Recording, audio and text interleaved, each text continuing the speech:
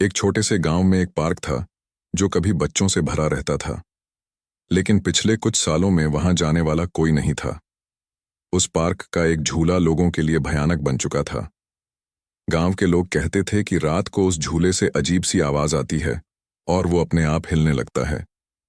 कुछ लोग कहते थे कि उस झूले में एक बच्ची की आत्मा बसी है जो मरने के बाद भी वहां आकर खेलती है।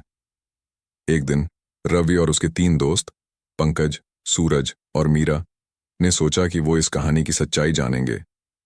रात के 12 बजे वो सब पार्क में चले गए। उस रात चांदनी भी थी और ठंडी हवा चल रही थी। पार्क में घना सन्नाटा था और हर तरफ अंधेरा छाया हुआ था। उन्होंने देखा कि झूला वैसे ही सुनसान पड़ा है, लेकिन हवा के साथ धीरे धीरे हिल रहा है। रवि ने झूले के पास जाकर चीख कर कहा, अगर कोई यहां है तो सामने आओ। उसके कहते ही झूले की चेन खुद ही जोर जोर से हिलने लगी, जैसे कोई बच्ची उस पर जोर से झूल रही हो। सबके चेहरे पर डर के आसार आने लगे, लेकिन रवि ने हिम्मत करके झूले को और पास से देखने का फैसला किया। जैसे ही रवि झूले के पास गया, उसके कान में एक हल्की सी बच्ची की हंसी सुनाई दी। उसने इधर उधर देखा, पर कोई भी नहीं था। तभी मीरा ने कहा, क्या तुम लोगों ने भी ये हंसी सुनी? सबने हाँ में सिर हिलाया और वो सब घबरा गए। इतने में एक ठंडी हवा का झोंका उनके बीच से गुजर गया और रवि ने अपने कंधे पर किसी का हाथ महसूस किया। उसने पलट कर देखा, पर वहां कोई नहीं था। लेकिन अब उन सबको झूले के पास एक छोटी सी परछाई नजर आई, जैसे कोई छोटी बच्ची वहां खड़ी हो। वो परछाई धीरे धीरे साफ होने लगी और वो सब देख पाए कि एक छोटी बच्ची उन्हें घूर रही थी।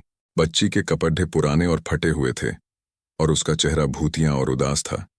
उसकी आंखें उन सब पर टिक गई थीं और एक भयानक आवाज में उसने कहा, मुझे यहां से जाने नहीं दिया गया, यहां मेरे साथ धोखा हुआ है।